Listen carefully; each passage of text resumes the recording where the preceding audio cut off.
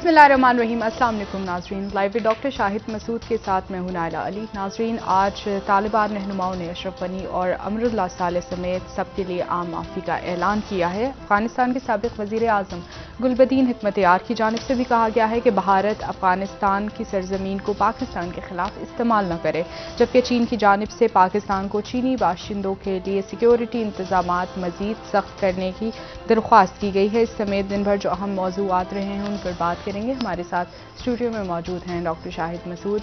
अस्सलाम वालेकुम डॉक्टर साहब। डॉक्टर साहब, साबिक वज़ीर आज़म अफगानिस्तान के गुलबदीन हिकमतयार साहब की जानिब से जो बयान सामने आया है और वज़ीर आज़म इमरान खान साहब के बयान को भी सराहा गया उनकी जानिब से, क्या समझते हैं आइंदा आने वाले दिनों में भारत क्या जो कार्रवाइयाँ अफगानिस्तान की सरजमीन इस्तेमाल करते हुए जो क्लेम किया जाता है करता रहा है, क्या आप समझते हैं कि किसी तरह उनमें कमी आएगी? कमी आ जाएगी। उसकी वजह ये कि अफगानिस्तान में तो अब तालिबान, और आज तालिबान ने बात भी की है कि हम यहाँ पे कोई किसी भी मुल्क के खिलाफ, भारत के खिलाफ भी अपनी सरजमीन इस्तेमाल नहीं देंगे। तो वो मेरे ख्याल से अब इसमें अफगान सरजमीन से मैं नहीं समझता कि आने वाले दिनों में बहुत ज़्यादा कोई कार्रवाइयाँ होंगी पाकिस्तान के अंदर। लेकिन जो मौजूद हैं दहशतगर्द या जो कल वाक़या पेश आया, चाइनीज़ इंजीनियर जिसमें बच गए और 2 बच्चे जो हैं वो पीछे शहीद हो गए, और वो जो शख्स था खुदकुश हमलावर वो बिल्कुल निकला एकदम से और आके वो गाड़ियों से टकराने वाला था।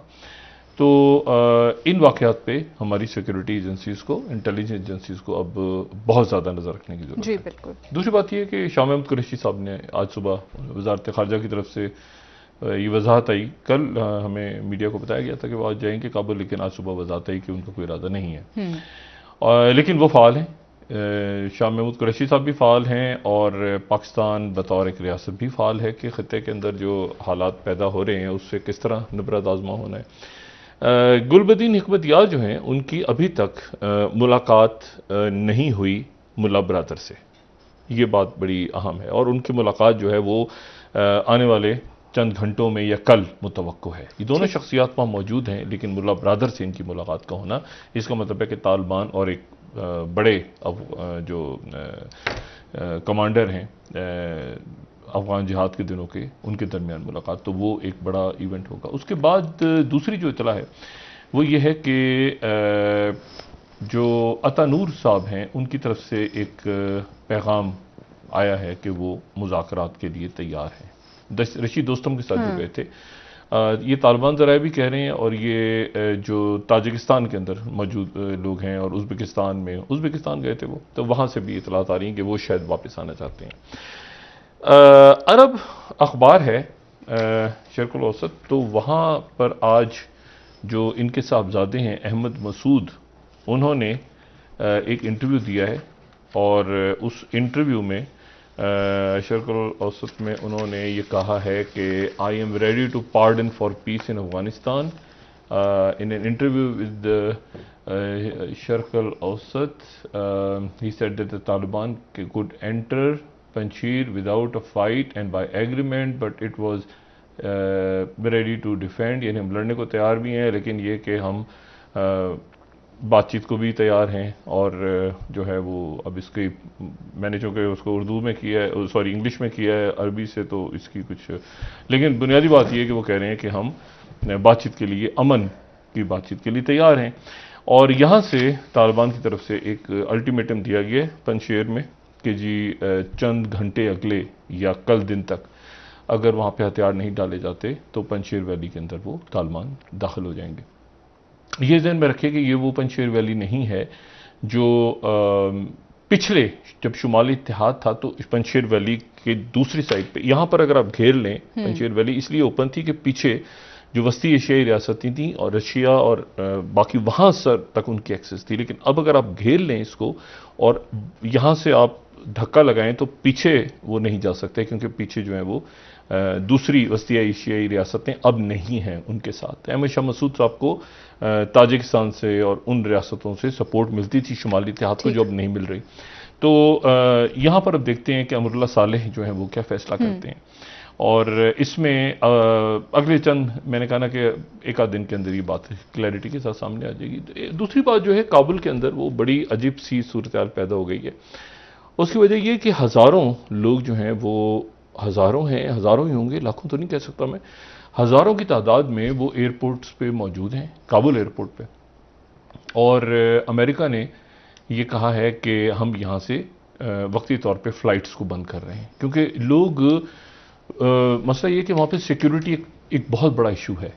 यानी एक दीवार है, इस दीवार के इस तरफ अमेरिकन हैं और वो सिक्योर कर रहे हैं, नेट ऑफ वाच, और यानी उनकी तरफ से बड़ी अच्छे मनाजिर आ रहे हैं। यानी ब्रिटेन के और अमेरिकन ट्रूप्स जो हैं वो मदद भी कर रहे हैं, सब कुछ सिक्योर भी कर रहे हैं। लेकिन मसला ये है कि यहाँ ये दीवार है, और दीवार क्या है, वो बस मतलब आप समझें कि ऐसी शील्ड्स लेके खड़े हुए हैं, कोई पक्की दीवार तो बनी नहीं हुई इस तरह से। कभी काबुल एयरपोर्ट को सोचा भी नहीं होगा कि ऐसा मंजर होगा। तो वो जो है वो, और इस तरफ जो है वो हज़ारों की तादाद में जो है वो अफगान मौजूद हैं। जी सर। तो अब उनको कैसे पीछे, और उसमें आज जो है वो 7 लोग भगदड़ में कुचले गए। अच्छा, अब उसके नतीजे में हो कि अब जो पिछले एक हफ्ते के दौरान एयरपोर्ट पे जिन लोगों की जानें गई हैं, पहले तो कोई फायरिंग हो गई थी, कोई और वाकया, लेकिन अब भगदड़ के दौरान आज 7 लोग मजीद अपनी जानों से चले गए हैं। तो उसके नतीजे में 20 लोग अब भगदड़ से जो है वो मारे गए हैं वहाँ पे। उसमें ख़वातीन, बच्चे कई कई घंटों से वो वहीं बैठे हैं, वो अपने घर भी वापस नहीं जा रहे कि ऐसा ना हो कि ये लाइन जिस क्यू में हम लगे हुए हैं, ये क्यू में से हमारा नंबर निकल जाए तो कोई दूसरा आ जाए। तो वो सारा अपना सामान वगैरह उठा के वहाँ पे पहुँचे हुए हैं अपने बच्चों के साथ, और वहाँ पर उनको यहाँ पे तालिबान सिक्योर कर रहे हैं, वहाँ पर अमेरिकन हैं और नेटो की अफवाज हैं, तो कोई सर पैर, उधर टर्की भी है, ब्रिटेन भी है। तो एक अजीब सा वहाँ पे क्योस है। दिन में आज खबर आई थी कि आर्जी तौर पे पीआईए ने भी शायद फ्लाइट्स अपनी रोकी हैं, क्योंकि उसकी वजह ये कि लोगों को ये कहा जा रहा है कि अब एयरपोर्ट बंद हो गया, अब घरों को जाएं, ताकि लोग वापस जाएं घरों को। अभी कोई तालिबान के लीडर्स ने शायद बात भी की, मुझे नहीं इल्म के फ्लाइट्स वहाँ से अब चलेंगी या नहीं, लेकिन शायद वो 48 घंटे के लिए बंद कर दिया जाए, 24 घंटे के लिए एयरपोर्ट ही बंद कर दिया जाए, ताकि लोग अपने घरों को जाएं वापस। सही, ठीक। क्योंकि उसकी वजह, और जो अमेरिकन हैं उन्होंने कई मुल्कों से कहा है कि जी आप यहाँ पे जो है आर्जी तौर पे अफगान बाशिंदों को रोकें, यानी अपने आप पनाह दें। लेकिन वो कैसे, अब मुल्क भी हिचकिचा रहे हैं। उसकी वजह यह है कि देखें जो खलीजी रियासतें हैं, खलीजी रियासतें, इस्लामी ममालिक, यूरोप को तो आप छोड़ देना, वहाँ तो बहुत ज़्यादा मसाइल हैं ये रेफ्यूजीज़ के हवाले से। अरब ममालिक जो हैं, इस्लामी ममालिक, वो भी इसमें, यानी मैं ईरान से हट के बात कर रहा हूँ, वो भी इसमें बिल्कुल आना नहीं चाहेंगे, बेशतर ममालिक, क्योंकि वहाँ बहुत बड़ी तादाद में पख्तून रहते हैं, नहीं काम करते हैं, जॉब्स हैं, वो मजदूरी करता है, कोई किसी और जगह पे काम करता है, कोई दुकान है किसी चीज़ की कुछ, तो वो ये नहीं चाहेंगे किसी सूरत में भी कि सियासत उनके मुल्कों में आ जाए। मतलब जैसे यूएई नहीं चाहेगा, कतर नहीं चाहेगा, सऊदी अरेबिया नहीं चाहेगा। पख्तून बहुत बड़ी तादाद में वहां पे काम करने वाले हैं, जो कंस्ट्रक्शन है, या आप समझें कि और दुकानें हैं, कारोबार है। अगर आप दुबई में, अबू धाबी में, कतर में, किसी भी मार्केट में चले जाएं, बाजार में चले जाएं, दुकानों में आप चले जाएं, तो आपको बहुत बड़ी, होटल्स में चले जाएं, आपको बहुत बड़ी तादाद में पख्तून नजर आएंगे वहां, हर कारोबार से वाबस्ता। तो अब उसमें इशू ये है कि वो किसी सूरत ये नहीं चाहेंगे कि सियासत वहां पर आ जाए, और खासतौर पे एक बहुत कशीदा सूरत हाल बन जाए उन मुल्कों के अंदर। तो वहां पर भी ये इशू यूरोप में भी है, बाकी जगहों पे भी है। अच्छा, इसमें एक बात मैं आपको और ये बताऊं, जो मैंने कल बात की थी ना, मैं इस पे अफगानिस्तान की, क्योंकि अगर ये ऑपरेशन होता है, अगर तालिबान आगे जाते हैं पंजशेर की तरफ, ऐलान तो आज एक वजारत का कर दिया, काबुल के एक हेल्थ मिनिस्टर को उन्होंने आज अनाउंस कर दिया, जो पहले भी थे वही काम करेंगे, बाकी भी वजारतें आहिस्ता आहिस्ता करके वो अनाउंस करने जा रहे हैं। लेकिन एक बात मैं आपको बताऊं, वो बात ये है कि ये पैसा कहाँ गया। ये जो सवाल मैंने बात कल भी की थी ना कि पैसा कहाँ गया, ये जो 3 ट्रिलियन की बात हो रही है, देखिए बड़ी एक आप समझें कि जालिम सी दुनिया है ये, जो जिस दुनिया में हम रहते हैं। इस दुनिया में किसी का जो नुकसान है और किसी का जो दुख है, वो किसी की खुशी होता है। या ये समझें कि बहुत सारे लोगों की जो दुख हैं, वो चंद अफराद की खुशी होते हैं। मैं आपको मिसाल इस तरह दूं कि एक डॉक्टर है अगर, तो वो सारा दिन लोगों से कहता रहेगा कि अपनी सेहत का ख्याल रखो, ऐसा खाना खाओ, ब्लड प्रेशर नॉर्मल, ये नमक नहीं इस्तेमाल करो, वजन अपना ये रखो, सबको सारा दिन नसीहतें करता रहेगा। लेकिन शाम को उसको चंद मरीज जरूर चाहिए ताकि उसका क्लिनिक या अस्पताल चले। अगर सारा मोहल्ला सेहतमंद हो गया तो डॉक्टर भूखा मर जाएगा। जी, सीधी सी बात है ना। वो चाहेगा कि शाम को मेरे क्लिनिक पे रश जरूर हो, मतलब बताता सबको रहे वो कि भाई ऐसा है कि सेहत का ख्याल रखो, सेहत का ख्याल रखो कि, लेकिन शाम को क्लिनिक चलेगा तो उसका घर चलेगा। जी सर। और मैं इसकी एक्सट्रीम मिसाल देता हूं। मतलब मैं तो देखिए, अस्पताल कहते हैं जी आपका क्या है, क्या काम करते हैं जी, मेरा प्राइवेट हॉस्पिटल, रश लगा रहता है, रश लगा रहता है, बिस्तर नहीं है, फोन। अब वो तो खुश है ना जिसका अस्पताल है, लेकिन आप जरा उन दुखी लोगों को सोचें जो आईसीयू के बेड्स वहां पे ढूंढ रहे हैं। लेकिन उसका कारोबार है, ऐसा है कि वो ये नहीं कि वो चाहता है लोग, लेकिन वो उसको ठीक है कि अस्पताल के कमरे बुक हैं सारे। इसको एक्सट्रीम मिसाल ले जाएं अगर आप, मैं एक बहुत ही अजब सी मिसाल देने लगा हूं, लेकिन ऐसा है। कब्रिस्तान में जब तदफीन होती है 2 या 3 या 5 किसी भी कब्रिस्तान में, तो वहां पे लोग कितने दुखी होते हैं कि हमारे प्यारे चले गए, उनकी जानों से चले गए। लेकिन वो पीछे कब्रिस्तान के जहां पे झुग्गियों में गोरखन रहते हैं, जो कब्रें खोदते हैं, उनके घर के अंदर आप जाके देखें तो उनके घर में बड़ी खुशी होती है कि आज बच्चे कहते हैं कि आज अबू ज्यादा पैसे लेकर आएंगे। उन बच्चों को नहीं पता होता, या पता होता है शायद, या क्योंकि उनके अगर यहां पे तदफीन होगी तो उनका कारोबार, उनके घर में पैसे जाएंगे ना। तो मैं एक एक्सट्रीम मिसाल इसलिए दे रहा हूं कि पूरी दुनिया में यानी ये अजब तरह से ये दुनिया जो है तश्कील दी गई है कि यहां पे किसी का गम, किसी का दुख जो है वो किसी ना किसी की खुशी की सूरत में जरूर जाता है। बहुत से लोगों का नुकसान हो गया तो कोई ना कोई फायदा उठाता है। इसी तरह जंगें होती हैं, जंगें भी एक कारोबार है, एक बहुत बड़ा, एक मल्टी बिलियन या मल्टी ट्रिलियन डॉलर्स की एक इंडस्ट्री है, ठीक है।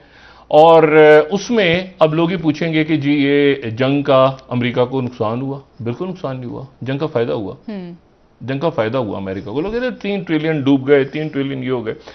और मैं आपको सिर्फ ये बताऊं कि एक बड़े जबरदस्त यहां पे एक मुसन्निफ गुजरे हैं, बरतानवी मुसन्निफ। ये 1984 इनकी किताब का नाम है। इनका नाम है जॉर्ज ऑरवेल। ये किताब इनकी वर्ल्ड वॉर के बाद छप गई थी, जॉर्ज ऑरवेल की। बड़ी कमाल की किताब है। और इसका था 1984 किताब का नाम था, यानी फ्यूचर के हवाले से उन्होंने लिखा था कि मुस्तकबिल में अगर कभी जंगे वंगे हों तो उनका किस्सा कैसा होगा। तो फ्यूचर के हवाले से उन्होंने 1949 में यह किताब लिखी थी जिसका नाम था 1984। अब ये 1984 का एक किताब में बड़ा खूबसूरत जुमला है, और वो जुमला जो है एनिमल फार्म में इनकी है, बड़ी मशहूर। लेकिन ये मैं 1984 वाली की बात कर रहा हूं। एनिमल फार्म का तो सुना हुआ नाम सबने लोग, ये वही है जॉर्ज ऑरवेल। अच्छा, ये कहते हैं कि जनाब जंग जीतने के लिए नहीं होती, जारी रखने के लिए होती है। जंग जीतने के लिए नहीं होती, जारी रखने के लिए होती है। ये खूबसूरत जुमला है। अच्छा, और उसके बाद जो है वो देखिए ना, आप वियतनाम को अगर देखें तो वियतनाम के अंदर अगर आप उनका टोटल खर्चा देखें तो आज के हिसाब से $1 ट्रिलियन खर्च हुए थे वियतनाम के अंदर, आज के हिसाब से। उस जमाने में तो कम थे पैसे, ज़्यादा कम खर्च हुए होंगे, लंबी जंग थी। लेकिन आज के हिसाब से कैलकुलेट करें तो $1 ट्रिलियन खर्च हुए थे। उसमें से सिर्फ 17% वियतनाम के अवाम पे गए थे, बाकी वापस आ गए थे। 17% वहां के लोगों पे लगे थे, बाकी सारे वापस आ गए। उन्होंने कहा हमारा 1 ट्रिलियन, आज के हिसाब से $1 ट्रिलियन खर्च हुआ है। अच्छा, अब इसमें एक और जो बड़े जबरदस्त किस्म के यानी आप समझें कि एक ऑथर हैं डेविड वाइन, उनकी न्यूयॉर्क बेस्ट सेलर किताब है, और उस किताब का जो नाम है वो है बेस नेशन। ठीक है, बेस नेशन उनकी किताब है। और बेस नेशन को भी यहां पर मैं अभी उसके हवाले से भी बात करूंगा। और वो किताब ये कि how American military bases abroad जो है वो किस तरह से काम करती हैं और वो वर्ल्ड को किस तरह से चेंज करती हैं, डेविड वाइन की किताब। और एक और किताब है ये। अच्छा, अब मैं जो बात करना चाह रहा हूं, ये करना चाह रहा हूं कि अमेरिका जो है वो उसका जो दिफाई बजट है, वो दिफाई बजट अगले 9 मुल्कों के दिफाई बजट से ज्यादा है। उनका जो साल का बजट है, ठीक है, यानी 778 बिलियन डॉलर्स। ये अगले 9 मुल्क जो हैं, अगले 9 मुल्कों से ज्यादा, अगर वो स्लाइड हम दिखा सकें तो अगले 9 मुल्कों से ज्यादा उनका जो है वो डिफेंस बजट है, यानी ह्यूज डिफेंस बजट है। ठीक है, और ये जो डिफेंस बजट है, अच्छा, ये अच्छा, इसमें जो डिफेंस बजट है इसको अच्छा यहां पे रोक लें फिर काइंडली, यहां पे रोकें, ठीक है? नहीं, वो स्लाइड अगर चलती ना तो उसमें ज्यादा अच्छा था, जिसमें हमने पाई चार्ट दिखाया हुआ था, पाई चार्ट के हवाले से जो बनाई है। अच्छा, तो अच्छा, और इसमें अगर हम चलें इसको हम देख लेंगे डीओडी का डिफेंस बजट क्या है 2020 का। 2020 का बजट यह है कि साइबर के ऊपर उन्होंने 9.6 बिलियन खर्च करना है। ठीक है, साइबर के ऊपर, सही, ठीक है। और ये उसके बाद ये उसका ब्रेकडाउन है बजट का कि साइबर के ऊपर उन्होंने इतना खर्च करना है। फिर उसके बाद इसको थोड़ा सा आगे करें ताकि हम इसको बात चलाएं ना आगे। स्पेस के ऊपर उन्होंने 14.1 बिलियन खर्च करना है, ठीक है। उसके बाद उन्होंने एयर डोमेन में 57.7 खर्च करना है, और उसके बाद उन्होंने मैरीटाइम में जो है वो 34, ग्राउंड सिस्टम में 14.6। तो ये उनका डिफेंस बजट है 2020 का। सही। मेरा जो नुक्ता नजर है वो ये है कि अगर हम वो पाई चार्ट किसी तरह से दिखा सकें कि जिसमें दुनिया के एक ऐसे करके एक तरफ पूरा अमेरिका है और दूसरी साइड पे जो है वो दूसरी साइड पे 9 मुल्क हैं, ठीक है। 9 मुल्क एक तरफ है, अमेरिका एक तरफ है, जो पूरी दुनिया का आप समझें कि निस्फ से ज्यादा बजट उनका है, अमेरिका जी, अमेरिका का। ठीक। अच्छा, अब उसके बाद तो ये तो हो गया उनका बजट एक्सपेंडिचर। उसके बाद एक और जो किताब है बड़ी जबरदस्त, जो कि स्टिम्सन सेंटर के गॉर्डन एडम्स ने किताब लिखी है, और गॉर्डन एडम्स की एक किताब है जिसमें गॉर्डन एडम्स अब भी हयात हैं, और वो किताब लिखते हैं the politics of defence contractors, the iron triangle. वो आयरन ट्रायंगल में कहते हैं, उन्होंने बड़ा खूबसूरत एक आयरन ट्रायंगल बनाया है, ठीक है। और आयरन ट्रायंगल उन्होंने इस तरह से बनाया है कि वो कहते हैं कि 3-4 जो मुख्तलिफ किरदार हैं उनके दरमियान एक गठजोड़ है अमेरिका में। एक है कांग्रेस यानी सियासतदान, एक है इंटरेस्ट ग्रुप कौन से हैं? जो असला बनाते हैं, सही। और एक है उनकी ब्यूरोक्रेसी है जो है वो दुनिया भर में लॉबिंग करती है, फंडिंग करती है, इसमें फिर मीडिया भी है। अच्छा, अब मुख्तलिफ मतलब एक कांग्रेस या सेनेटर का एक सियासतदान है, ठीक है ना, उसके इलाके में जनाब वो कहेगा 9000 जॉब्स क्रिएट हो गई मेरे इलाके में, क्योंकि उसके इलाके में उन्होंने वो प्लांट लगा दिया, वहां असला बन रहा है, अगर 9000 जॉब्स क्रिएट हो गई, ठीक है ना, बोइंग वालों ने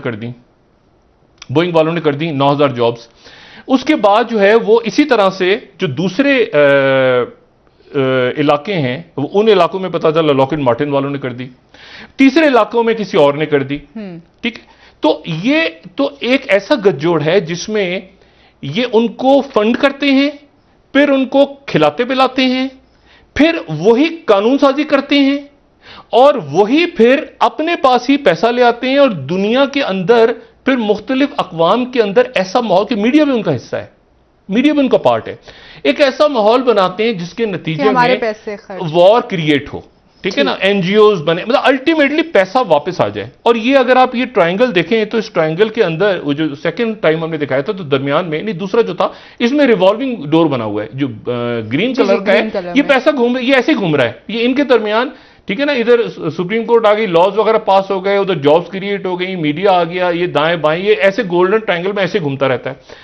अच्छा, और उसके नतीजे में अगर आप ये जो दूसरी किताब मैंने आपसे बेस नेशन की थी, अगर आप दुनिया को देखें तो तमाम दुनिया में आपको इस वक्त 2020 की जो डाटा है, 2020 का अगर हम नक्शा देखें तो आपको अमेरिकन बेसिस नजर आएंगी 2020 में तमाम दुनिया में। सही। और ये जो बेसिस हैं ये 800 बेसिस हैं, 800 अड्डे तमाम दुनिया में, जी पूरी दुनिया में 800 अड्डे 2020 की जो स्टैटिस्टिक्स हैं सिपरी की, उसके मुताबिक 800 अमेरिकी फौजी अड्डे मौजूद हैं पूरी दुनिया में। अब मुझे बताइए कि क्या जरूरत है, 800 अड्डे अमेरिका के। अच्छा, और इसमें से आप जरा ये 1950 से 2020 तक जो मुजाहिरे हुए हैं पूरी दुनिया में, प्रोटेस्ट एंड एविक्शंस, और निकलना पड़ा है, रखा हुआ है फ्रांस में, यूके में, इधर उधर दाएं बाएं, और कई क्रॉस लगे हुए हैं जहां साइन, ये वो हैं जहां से वो उड़ खत्म करने पड़ गए अड्डे उनको। अच्छा, ये मैं आपको दिखा रहा हूं 2020 तक की, यानी ताजा तरीन पे, ठीक है। उसके बाद ये देखें कि आप ये एनसर्कलिंग एनिमीज, ये सामने एक आपके आएगा कि रशिया के गिर्द कैसे अड्डे बना रहे हैं, तो ये रशिया और चाइना के गिर्द आपको नजर आएगा एनसर्कलिंग एनिमीज में कि ये रशिया और चाइना के गिर्द ये अड्डे इनको चाहिए, ठीक है, ये सारा हिस्सा हो रहा है, ठीक है। अच्छा, और उसके बाद अगर आप मिडल ईस्ट में चले जाएं कि वहां जंगें किस तरह से हो रही हैं और किस तरह से जारी हैं, तो फिर आपको मिडल ईस्ट के अंदर ये पिछले 1980 और 2020 के दरमियान का ये जो लेटेस्ट डेटा है ये आपको नजर आ जाएगा कि जर्मनी में थी, यहां थी, कुवैत में, इधर उधर, कहीं खत्म हो गई, कहीं रह गई, लेकिन ये मुख्तलिफ जगहों पे इनके इतने सालों की बेसिस थी। तो ये अच्छा, अब यहां से चूंकि अड्डे खत्म हो रहे हैं और ये बात हम पहले कह चुके हैं कि ग्रे जोन वॉर्स शुरू हो रही हैं। अब जो जंगे हैं ना, कहते हैं अमेरिका नहीं जाएगा, तो मैं ये बात बिल्कुल अपनी जगह कहूंगा, अमेरिका नहीं जाएगा। जंग का तरीका डिफरेंट हो गया है कि अब वो फौज नहीं रहेगी बल्कि ग्रे जोन के अंदर लड़ाइयां होंगी। यानी ग्रे जोन से मुराद यह है कि जासूसी, एफसनाज, सेबोटाज, अमेरिका भी, रशिया भी, चाइना भी, दूसरे मुल्क भी, सब ग्रे जोन में लड़ेंगे। मलेशियाज होंगी, कौन सा हमारा बंदा गया, इंटेलिजेंस कैसे है, सेबोटाज। आपको फौज रखने की जरूरत नहीं है, ठीक है ना आपको। और चूंकि ये दुनिया किसी और किस्म की जंगों में दाखिल हो रही है, तो इसलिए आप फिर मैं आपको सिर्फ एक मिसाल दूं कि ये पावरफुल कितनी है, ये जो डिफेंस जिसको मैं कह रहा हूं ना, मिलिट्री इंडस्ट्रियल कॉम्प्लेक्स। सबसे पहले आइजनहावर ने जिक्र किया था 1961 में कि ये मिलिट्री इंडस्ट्रियल कॉम्प्लेक्स, जिसको MIC कहते हैं, ठीक है, MIC इनका नाम है, ये कितने स्ट्रांग हैं। इनके साथ फार्मास्यूटिकल्स भी हैं, इनके साथ लॉबिंग फर्म्स भी हैं, इनकी अपनी गवर्नमेंट्स हैं, IMF इनके ऊपर। ये आप ये देखें कि न्यूयॉर्क टाइम्स, ये जो हमारी स्लाइड नंबर 4 है, न्यूयॉर्क टाइम्स ने कहा कि डिसफंक्शनल $1 ट्रिलियन फाइटर जेट बनाया उन्होंने और F-35 के नाम से, और वो ठुस हो गया, ठीक है, वो ठुस हो गया। अच्छा, और उसके बाद फोर्ब्स ने भी कहा कि US एयरफोर्स जस्ट एडमिटेड के F-35 तैयारा जो है वो फेल हो गया है, ठीक है। लेकिन उसके बाद ही हुआ कि इस कदर प्रेशर आया इनका, इन तमाम के तमाम जो मिलिट्री इंडस्ट्रियल कॉम्प्लेक्स है, इतना प्रेशर आया कि F-35 तैयार हो रहा है पूरी दुनिया में और बेचा जा रहा है। आप उसको नहीं रोक सकते। ट्रंप ने भी कह दिया कि नहीं, वो बन रहा है और बिक रहा है, लोग खरीद रहे हैं उसको दुनिया में। तो ये इतनी स्ट्रॉन्ग प्रोजेक्ट फेल होने ये वॉशिंगटन पोस्ट के हालिया आप देखें ना, कुछ अर्से पहले कि Eisenhower call it military industrial complex vastly bigger now, ये स्लाइड नंबर 6 जो है। और फिर उसके बाद ये है कि चूंकि हाइपरसोनिक, देखिए ना, ये वॉशिंगटन पोस्ट लिख रहा है कि चूंकि तरीके डिफरेंट हो गए हैं जंग के, ठीक है ना, जंग के तरीके डिफरेंट हो गए हैं, तो वो कहते हैं कि military industrial complex finds a growth market in hypersonic weaponry. यानी हाइपरसोनिक, इलेक्ट्रॉनिक वॉरफेयर, स्पेस, ये जो पेगासस टाइप चीजें आपको नजर आ रही हैं, या आपको जो चिप्स नजर आ रही हैं, जो ये सप्लाई लाइंस हैं और आगे पीछे, तो सारे मुल्क मौजूद हैं। जंगों के तरीका कार मुख्तलिफ हो गए हैं, वो इलेक्ट्रॉनिक, स्पेस, आपने देखा नहीं, कमांड्स बन रही हैं सारी। तो ऐसा नहीं हो रहा कि कोई भी मुल्क वहां पे आपको नजर नहीं आ रहे लोग, तो आप कहें कि जी मुल्क चले गए। यहां पे सुपर पावर्स का जो तरीका है वो डिफरेंट हो गया। अब लोग कह रहे हैं आपने तो कहा था।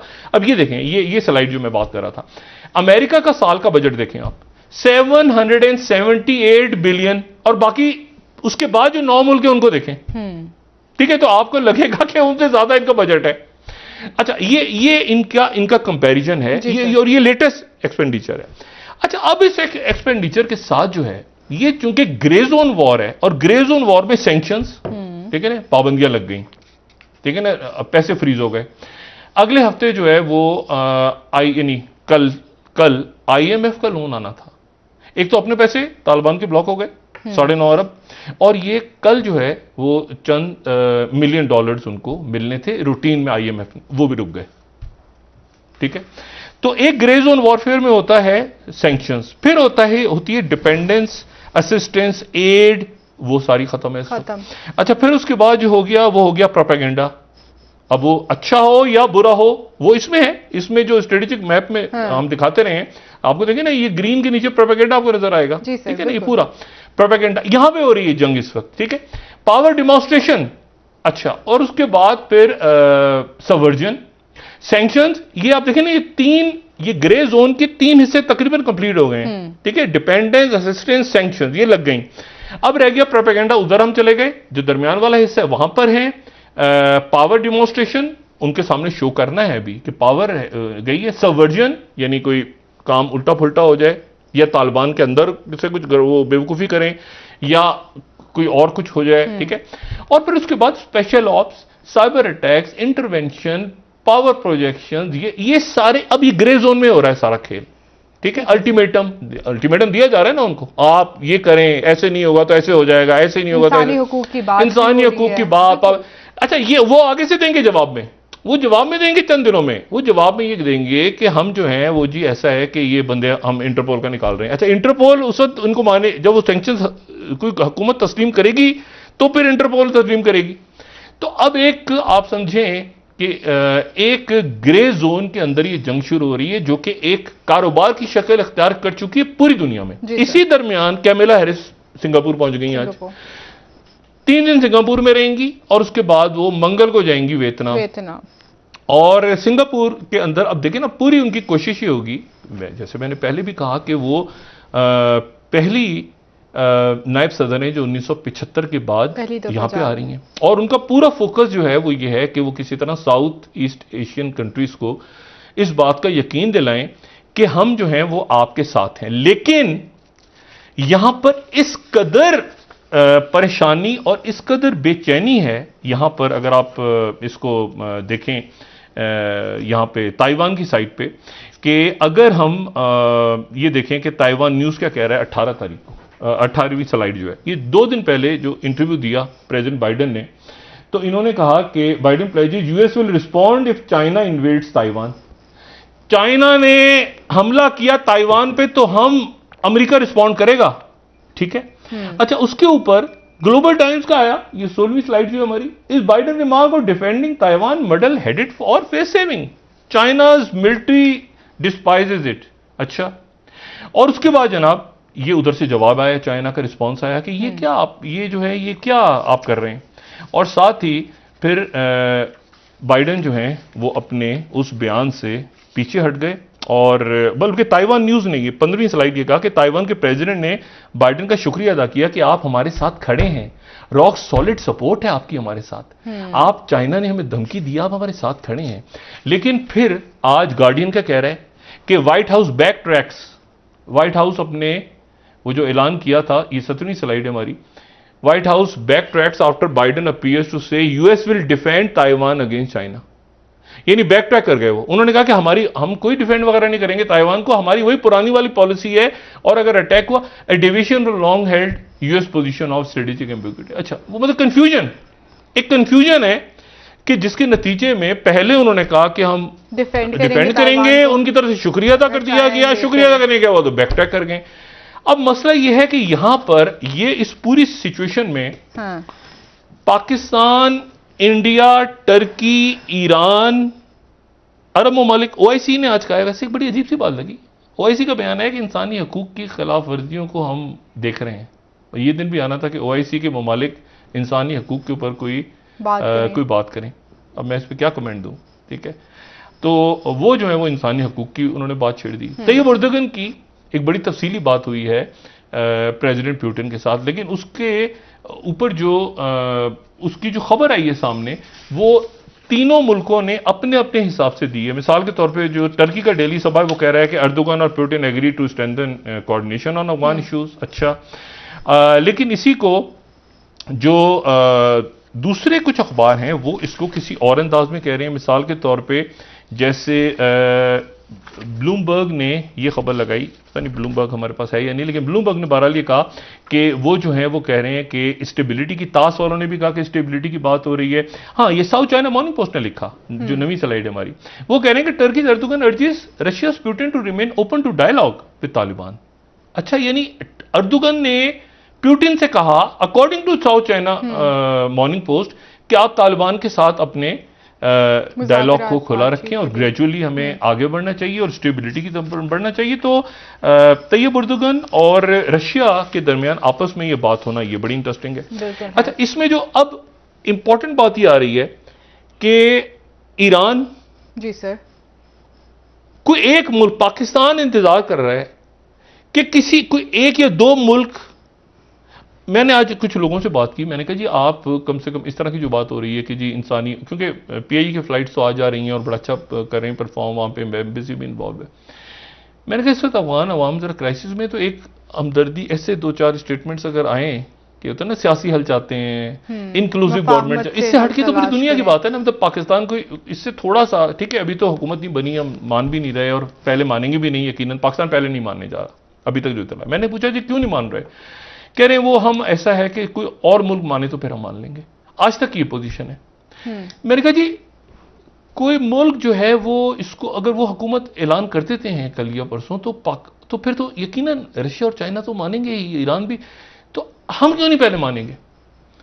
और तो एक कंफ्यूजन आज भी है। उन्होंने कहा जी नहीं वो इंक्लूसिव, मैंने कहा इंक्लूसिव से क्या मुराद है, मतलब वो कह रहे हैं, तालिबान ये कह रहे हैं कि जी हमारी हुकूमत में, देखिए ना ये कहा इंक्लूसिव के लफ्ज से अटक गए हैं सारे। वो कह रहे हैं कि जी हम टेक्नोक्रेट्स को ले रहे हैं, हम मुख्तलिफ जो हजारा, मुख्तलिफ उज़्बेक, मुख्तलिफ लोगों को जो हमारे साथ, और बाकी को हमने माफी दे दी। सही। हम उसे कह रहे हैं कि सारी पार्टियों को लाओ, पुरानी पार्टियों को और पुराने लोगों को लाओ। ये नहीं बिल्कुल ऐसे ही हो गया कि इमरान खान साहब के साथ नवाज शरीफ और शहबाज शरीफ और जरदारी साहब और गिलानी साहब और राजा परवेज अशरफ साहब और उसके बाद जो है वो, मतलब सबको बिठा दिया जाए एक जगह। मतलब मैं इसको आप यकीन करेंगे इंक्लूसिव गवर्नमेंट को मैं नहीं समझ पा रहा। वो ये कह रहे हैं कि भाई ये तो अभी हुकूमत से हटे हैं, तो इनको तो हमने मतलब एनआरओ देके साइड पे कर दिया, इनको वापस कैसे लाएं। सही, ठीक है ना। वही कह रहे हैं कि एनआरओ नहीं होगा। आप कह रहे हैं इनको एनआरओ दो, मतलब पाकिस्तान की जो पोजीशन है तो इमरान खान साहब के लिए नहीं भाई एनआरओ तो मिल गया ना सबको, यहां पर भी मिल गया, वहां पर भी मिल गया। वो कह रहे हैं दोबारा हुकूमत दो हमें, अभी वो गए। अच्छा दूसरा इशू ये है कि जो खान साहब है उनका पॉइंट ऑफ व्यू क्लियर है जी सर, लेकिन चूंकि बहुत सारे ख्यालात के लोग हैं ना दरमियान में, तो एक कोई बयानिया नहीं बन रहा सवाल इसके कि पाकिस्तान अफगानिस्तान में अमन चाहता है। ये तो पूरी दुनिया का बयान है। सही हो गया सर। पाकिस्तान अफगानिस्तान का सियासी हल चाहता है, ये तो पूरी दुनिया का बयान है। पाकिस्तान की जो है वो पाकिस्तान की गहरी नजर है अफगानिस्तान के हालात पे, वो भी ये बयान करने वाले। भाई आप इस वक्त जो है ये कहें कि जी हम सियासी तस्वीर चाहते हैं, तो सियासी तस्वीर तो पूरी दुनिया चाहती है। हम ह्यूमन राइट्स देख रहे हैं, तो ये तो पूरी दुनिया देख। आप पाकिस्तान ऐसी क्या चीज है जी सर जो पाकिस्तान बढ़ के कर रहा है इस वक्त, तो दूसरे मुल्कों ने देखें। बात सारी ये है कि मैंने आपसे पहले कहा कि तस्लीम तो करेंगे बाकी मुल्क, लेकिन ये कोई पॉलिसी नहीं है, ये कोई अच्छी कि दूसरे मुल्क पहले करेंगे तो फिर हम करेंगे। क्या आप समझते हैं कि हुकूमत की डिपेंडेंसी है डॉक्टर साहब? नहीं, वो मुझे नहीं पता कि क्या प्रॉब्लम, क्या इशू है। ब्रेक ले लेते हैं, वापस आके आपसे मजीद बात करेंगे। नाज़रीन एक ब्रेक, हमारे साथ रहिएगा।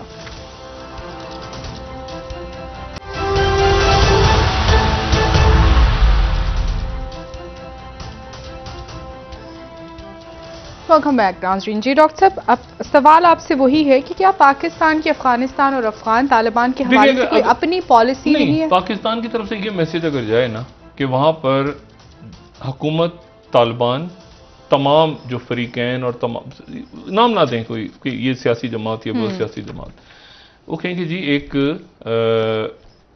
हुकूमत जो है सारे अफगान भाई बैठ के बनाए, ठीक है, और वो हुकूमत जो बन जाएगी तो पाकिस्तान को तस्लीम कर लेगा। इतना बयान तो जाना चाहिए ना, ये भी नहीं जा रहा।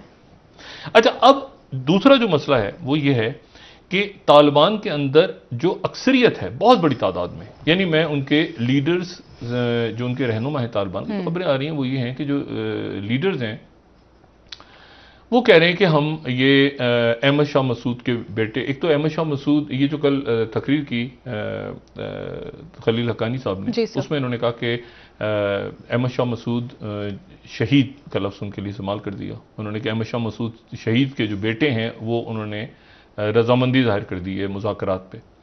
तो उस पर कुछ तालिबान ये कह रहे हैं कि उनको शहीद क्यों, क्या वो तो हमसे लड़ते हुए, वो तो जंग करते हुए, और वो तो सोवियत यूनियन और इंडिया और इनके साथ थे, तो वो तो इस तरह से तो शहीद का लफ्ज़ क्यों इस्तेमाल हुआ। तो तालिबान जो है वो एक बड़ी तादाद में वो पंजशेर की तरफ जा रहे हैं, और पंजशेर को अगर जो मैंने पहले बात की और अल्लाह करे कि वहाँ पर कोई मुज़ाकरात हो जाएँ, वो कह रहे हैं कि ये हमने माफ़ी दे दी थी उसके बाद ही हमें यहाँ से, और यही उनका मामला अशरफ गनी के साथ है कि अशरफ गनी को हम चाहते तो रोक सकते थे, लेकिन अशरफ गनी जो है उसने बाहर जाके, हालांकि उनके भाई तो मौजूद हैं और वो जाहिर है कि साथ आ गए हैं तालिबान के, उनके जो भाई हैं अशरफ गनी के, वो एक्टिव भी नहीं रहे सियासत में, बड़े भले भले मानस हैं। लेकिन मैं आपसे कहना कि ये जो पंजशीर वैली है इसकी तरफ चंद घंटे हैं अगले, मतलब अल्लाह करे कि खून खराबा ना हो।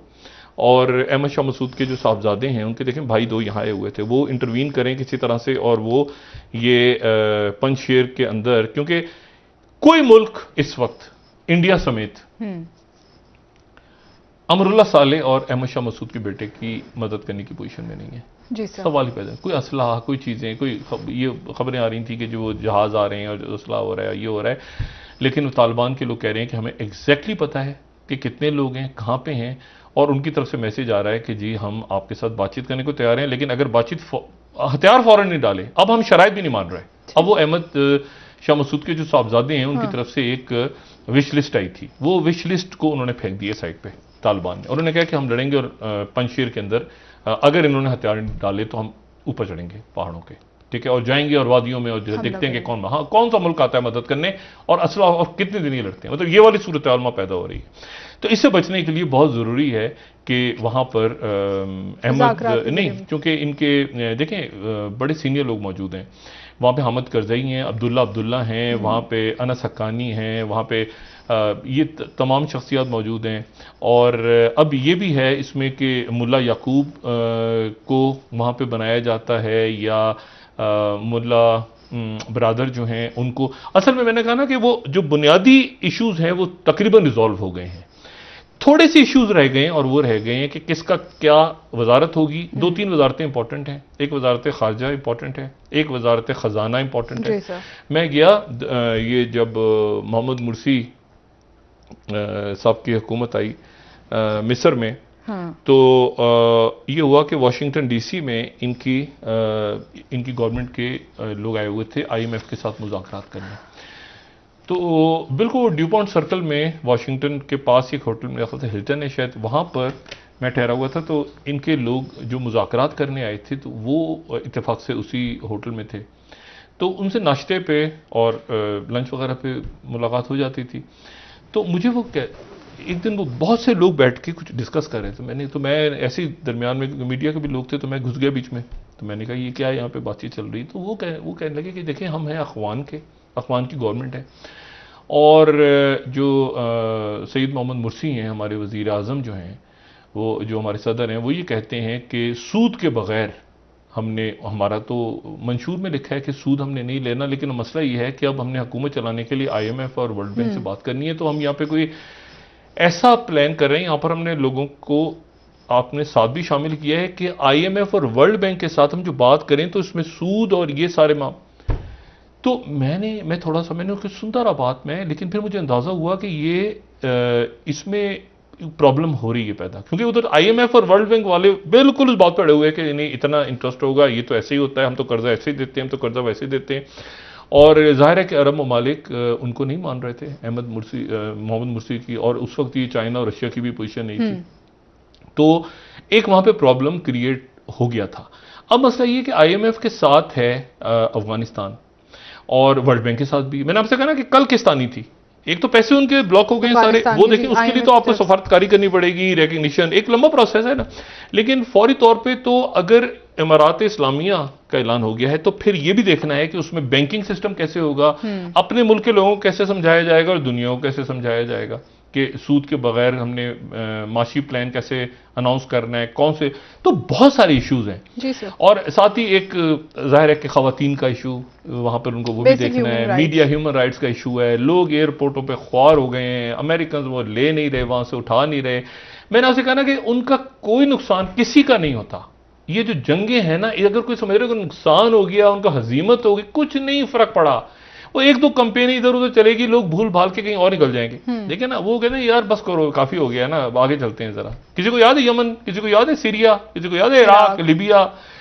बात ये कि ये थोड़े दिनों तक इंसानी हकूक ये सारा करके उसको दबाएंगे, क्योंकि वहां पर प्रेशर आ रहा है ना कि भाई फिर आप अमेरिका में क्यों नहीं बुला लेते 1-2 लाख अफगान, फिर यूरोप में क्यों नहीं। तो ज्यादा देर तक वो नहीं करेंगे, तालिबान उसकी जो डायरेक्शन है वो चेंज करेंगे तालिबान के ऊपर, ठीक है ना। क्योंकि वहां देखिए रेफ्यूजीज को दुनिया में अब आजकल के दौर में, मतलब इंडिया जो है मिसाल के तौर पे, इंडिया बात तो कर सकता है जी सर। ह्यूमन राइट्स की और बाकी सारे मामलात की कि तालिबानी है, दहशतगर्द, फलाना डिमा। आप नहीं ले सकते ज्यादा लोगों को वहां, नहीं ले सकते। उनकी जो इंटरनल डायनेमिक्स हैं, वो जो इंटरनल उनकी डेमोग्राफी और पॉलिटिक्स है, वो तब्दील हो जाएगी उनकी, और एक इशू खड़े होंगे आने वाले दिनों में। इसी तरह से जो अरब ममालिक हैं या यूरोप तो बहुत ही अंडर प्रेशर है। मैंने कहा यूरोप में तो सीरिया के लोग पहुंचे हुए हैं, पहले टर्की में राइट्स हो रहे हैं जनाब, इधर यूनान के अंदर मसला खड़ा हो जाता है, कभी फ्रांस में खड़ा हो जाता है। आप ऐसे रोड क्रॉस करें, रोड के किनारे आपको अभी भी वो बैठे बैठे टेंट्स लगे नजर आएंगे। यानी मैं आपको मेन फ्रांस की बात कर रहा हूं। मैं फ्रांस गया वहां कुछ अर्से पहले, तो वो वहां पर लोग उसमें टेंट्स के अंदर जो है वो रेफ्यूजीज पड़े हुए हैं कि जिनकी एप्लीकेशंस अभी तक आगे नहीं गई। तो उसके साथ ही अब यहां, और अरब ममालिक को तो आप भूल जाएं, अरब ममालिक तो पहले ही उनकी इकोनॉमी और उनकी वो तो बंद करके बिल्कुल बैठे हुए, वो उनका तो ये कॉन्सेप्ट ही नहीं है कि आप पनाह दें या ऐसे दें, वो तो बिल्कुल ही नहीं। तो इस वक्त जो है अब ये इस क्राइसिस से जंग तो छेड़ दी, जंग छेड़ दी, और जंग छेड़ने के बाद ग्रे जोन में भी दाखिल हो गए। वाज़ेह तौर पे जंग अब ग्रे जोन में नजर आ रही है, ठीक है ना। मीडिया कुछ इधर है कुछ उधर है, लॉबिंग्स फर्म्स एक्टिव, आगे पीछे सर्वेलेंस हो रही है, वहां पे फोन किसने क्या इंटेल दी है, वो पंशीर वैली से क्या खबर आ रही है, इधर से क्या खबर है, सैटेलाइट देख रहे हैं, ऊपर से सुन रहे हैं, इलेक्ट्रॉनिक वॉरफेयर, असला कितना है, क्या छोड़ा है। अच्छा, बहुत सारा असला जो छोड़ के गए हैं अमेरिकन, उनके बारे में ये भी इतला है कि वो असला जो है वो भी, उसकी भी सर्वेलेंस हो रही है। मिसाल के तौर पर एक बंदूक छोड़ के चला गया, एक बंदूक, मैंने वो खुश हैं तालिबान कि हमारे हाथों गन लग गई, लेकिन वो गन जो है एक्चुअली वो जहां जहां लेके जा रहा है वो जगह जो है पता चल रहा है कि गन कहां गई है, गन कहां गई है, उसमें से आवाजें, उसमें सब सिस्टम्स लगे हुए हैं। ये टेलीफोन की हम बात कर चुके हैं ना बहुत पहले, आवाजें, चीजें, इलेक्ट्रो, तो वो अपने कंधे पे डाल के बंदा घूम रहा है बंदूक, लेकिन पता चला उसके अंदर जो है ऐसा बहुत सारा माल मसाला फिट है जिसकी वजह से वो गन ट्रेस हो रही है। अच्छा, कहां जा रही है, कहां, वो करेंगे कुछ नहीं, तो फॉलो करते रहेंगे, फॉलो करते हैं। तो ये तो किया होगा, ऐसे बेवकूफ तो नहीं है कि अपने असले छोड़ के, कोई भी रशियन या चाइनीज अपना असला किसी के हवाले करके चले जाए, वो बड़े खुश हो, अच्छा अमेरिकी भाग गए असला छोड़ के सारा। तो ये मैंने कहा ग्रे जोन वॉर के अंदर बड़ा वक्ती तौर पर लगता है, ओ हो मेरे हाथ ये चीज लग गई, वो चीज लग गई, लेकिन आगे वो किस रुख पे जाती है, वो सारा मामला किस रुख पे जाता है। और वहां पर टेलीफोन्स, वहां पर रिकॉर्डिंग, मैंने कहा दुनिया भर की इंटेलिजेंस एजेंसीज तो कूदी हुई थी 20 सालों के अंदर, 20 सालों से पहले भी कूदी हुई थी और उससे पहले भी कूदी हुई थी। तो आखिर क्या ऐसी चीज है, कौन सा ऐसा एक पत्थर है, देखिए ये अरबों रुपया तो उस रिंग रोड पे कमा गए, वो जो रिंग रोड नहीं बन रहा था बीच में, अरबों डॉलर तो उस पर कमा गए। एक महीना था हिरात से जाता है वो बड़ा सा रिंग रोड, दरमियान में नक्शा दिखाया था, अफगानिस्तान का बहुत बड़ा एक रिंग रोड है, उसके लिए हाँ रिंग रोड ऐसे करके जाता है हिरात से इधर, इधर से काबुल इधर। ये रिंग रोड आप जाके देखें तो रिंग रोड का सत्यानाश, सवा सत्यानाश, वो रिंग रोड है ही नहीं।